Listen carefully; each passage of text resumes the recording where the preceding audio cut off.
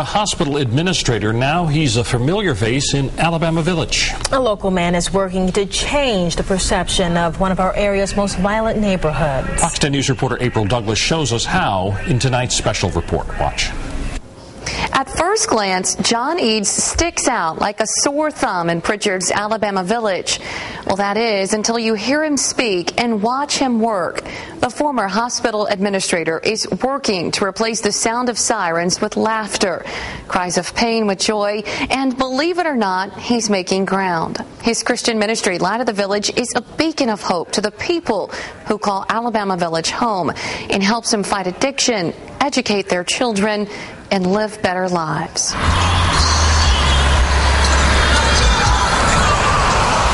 Graffiti, old shoes, and liquor bottles. It's everywhere. All signs you're entering Alabama Village, an area once known for housing shipbuilders in the 1940s, is now plagued with gun violence, drugs, and poverty. When it comes to Alabama Village, there is more than meets the eye. You just have to know where to look. It continues to grow and grow and grow. John Eads has spent the last 8 years been so cool. working to polish the village's image and shed a positive light. I see a lot of opportunity on the people who live here. I see, again, hope, faith, and love. You know, in a way, I see Christ in them. What ignited the fire was this video and this inmate, Michael Duran. And there's nothing that you can do about it. Who was serving a life sentence at home in prison. But what was someone like you at then? When I needed you. Be there for somebody.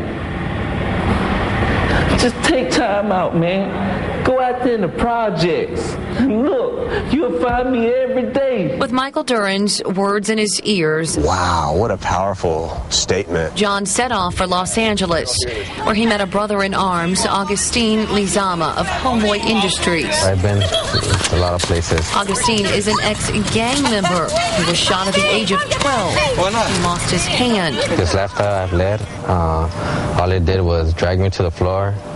It took me to hell and back. A friendship blossomed between the unlikely pair, the former hospital administrator. Hey, Miss Ivor. Hey, how you doing? I'm doing good. Everything cool? I'm all right. All right. And the gangbanger. My heart goes to kids who are 16, 15, just got in, and they want to get out. With a permanent reminder at his side of just how hard gang life can be, Augustine visits village kids. I remember the first time I ever pastored here.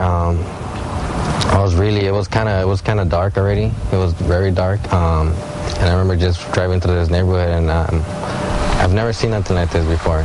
I mean, I grew up in poverty in Los Angeles, and it's nothing compared to the poverty that's over here. There's been challenges. John's hope for a brighter, better tomorrow sits in the heart of the village. They see the vision. It's a safe haven in an otherwise troubled patch of Pritchard.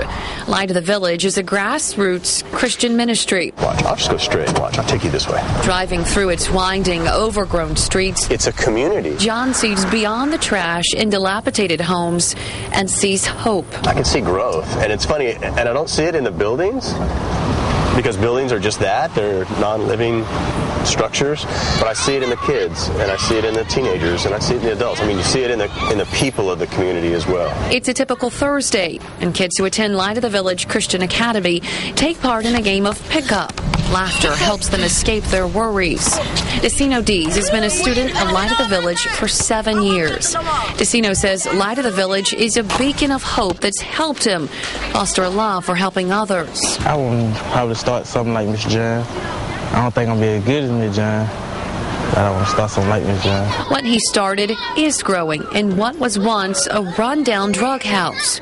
Folks told him he'd be burned out and wouldn't be able to relate to the people. You got all their names? This ministry gave Victor Miles a second chance at being a father. I was an ex-drug addict. You know, walking the streets, and me and my kids were together.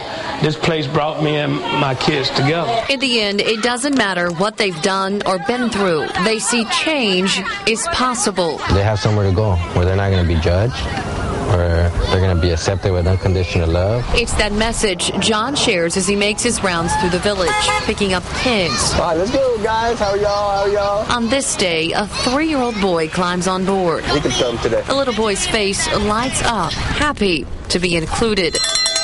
So as the sun sets on another day, the light of the village continues to shine, a reflection of one man's vision. This is their home. And dedication. I wish to God that I would have had you then. All of the services are free at Light of the Village, and neither John Eads or his wife Dolores is paid. Light of the Village has an annual budget of $120,000 and is covered through donations. If you would like more information or to help, please visit our website, fox10tv.com.